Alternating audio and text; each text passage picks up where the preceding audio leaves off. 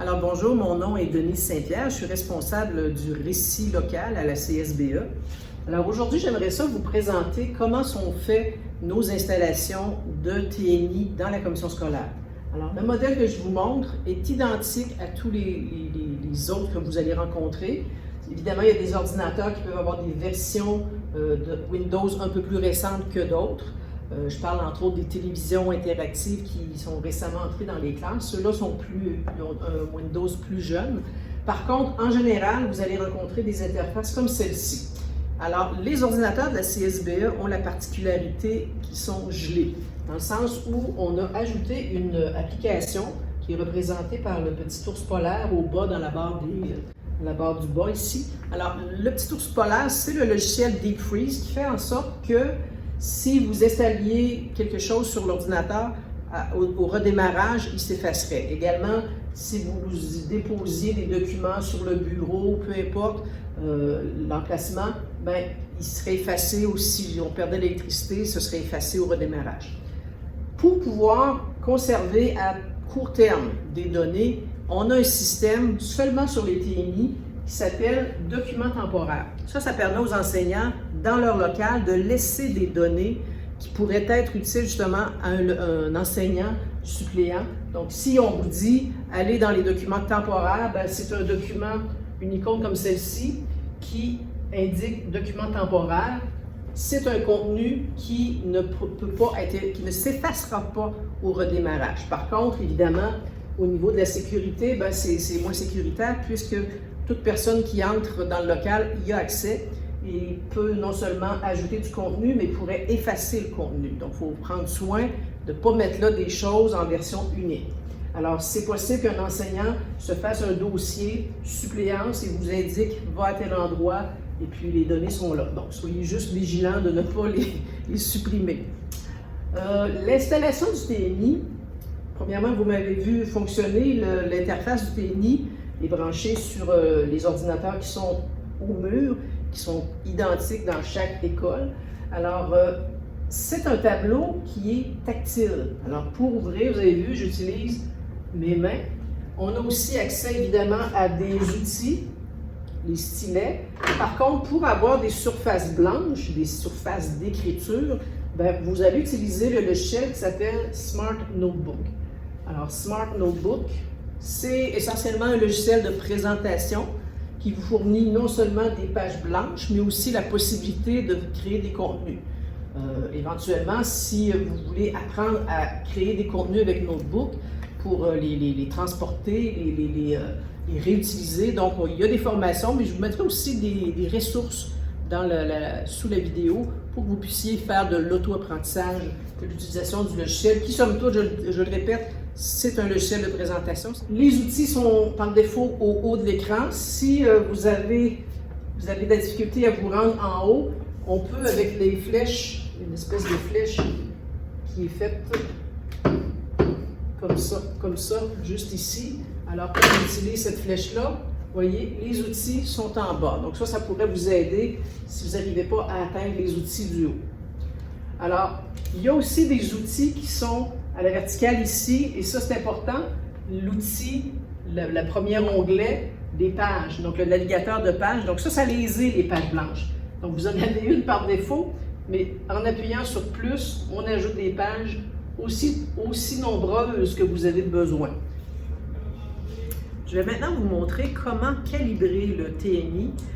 La calibration n'a pas à être faite nécessairement tous les jours. On la fait quand on en voit le besoin, c'est-à-dire lorsque notre écriture n'est pas là où on a posé le crayon.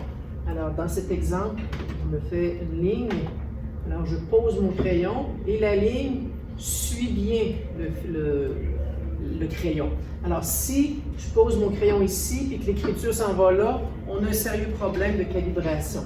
Dans ce cas-là, il y a différentes façons. La plus simple, c'est vraiment d'aller utiliser sur le plumier, ici, le petit bouton avec le plus dessus qui indique la possibilité d'orienter ou calibrer, c'est des synonymes.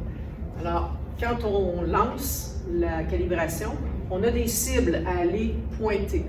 Alors, on doit aller pointer le plein centre. Quand c'est bien fait, la cible s'en va à un autre point. Dans cet exemple-ci, j'ai 4 cibles à faire. Selon la configuration des appareils, il y en a que c'est 9 cibles, ça peut être plus. Ceux qui ont voulu avoir plus de précision en ont peut-être configuré plus. Mais en général, 9 cibles, celui-là 4 cibles, il va très bien. Alors normalement, immédiatement après, on voit une amélioration de l'écriture, de la précision de l'écriture. Une chose qui pourrait vous être utile aussi, quand on arrive et qu'on voit l'interface comme elle est là, on voit le navigateur Explorer qui est le navigateur par défaut de Windows. Donc, c'est celui qui est affiché. Par contre, on sait très bien que Explorer, ce n'est pas le meilleur. Alors, il existe un système dans notre installation de commission scolaire qui s'appelle les applications distribuées. Alors, si vous ouvrez le petite flèche comme ça, vous voyez un paquet d'applications. Vous avez là des possibilités, mais c'est là aussi que vous allez trouver Chrome. Alors, faites attention, il y a 2 versions de Chrome. Une qui s'appelle version antérieure. Ça, c'est seulement pour certains enseignants qui en ont besoin avec du matériel didactique spécifique. Alors, on a besoin d'une version plus vieille. Par contre, pour la majorité des gens, la version Chrome, toujours à jour, est la meilleure. En appuyant dessus, s'il a déjà été exécuté, il va s'ouvrir assez rapidement. Par contre, s'il a besoin d'être mis à jour, si c'est la première fois qu'on l'exécuterait, ce qui m'étonnerait énormément, il va y avoir un petit processus d'installation qui va sembler retardé, sauf que c'est pas inquiétant, c'est normal. À partir de là, ben, c'est un ordinateur. Vous avez la barre d'écriture, etc. Une chose que vous avez remarqué, ben, ça irait pas bien écrire au clavier. Il existe des claviers virtuels que j'ai lancés ici à partir de la barre. Par contre, je ne connais pas beaucoup de monde qui aime utiliser ce clavier-là. On a prévu pour chaque appareil de la commission, je reviens. Alors, chaque appareil, chaque TNI a un clavier et une souris sans fil.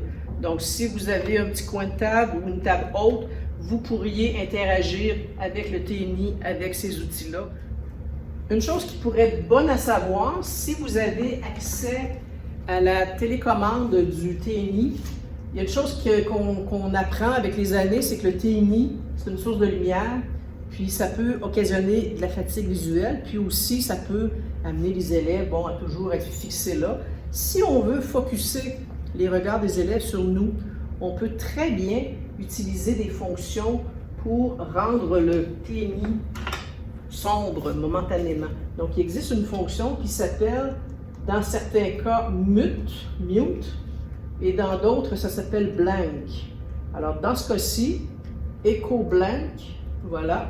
Alors, à partir du moment où c'est noir ici, je n'ai pas eu besoin de fermer le TNI, je n'ai pas eu besoin d'éteindre rien.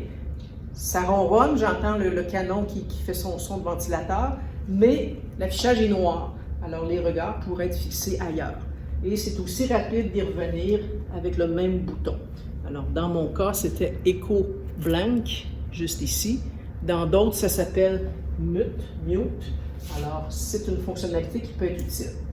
Pour quitter, donc c'est un ordinateur, on fait les mêmes démarches. Arrêter.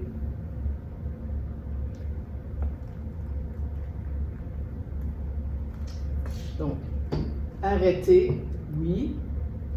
Je le laisse s'éteindre et je dois m'occuper du canon qui est au-dessus de moi. Aller avec le bouton Power, appuyer une fois, 2 fois et ça va être mis hors tension. Une chose qu'on vous demande, c'est autant que possible, je sais que c'est pas toujours possible parce que les télécommandes, parfois, ils sont difficiles à trouver, ça dépend des endroits. Alors, sur le canon, évidemment, il y a le bouton Power. Alors, si vous avez accès au bouton, donc le bouton Power, appuyez une fois pour l'ouvrir, 2 fois pour éteindre. Mais encore une fois, on ne vous conseille pas de faire ça parce que les canons sont installés de façon très minutieuse et d'y toucher comme ça continuellement, ça déstabilise toute l'installation et ça pourrait causer des problèmes de précision du tableau.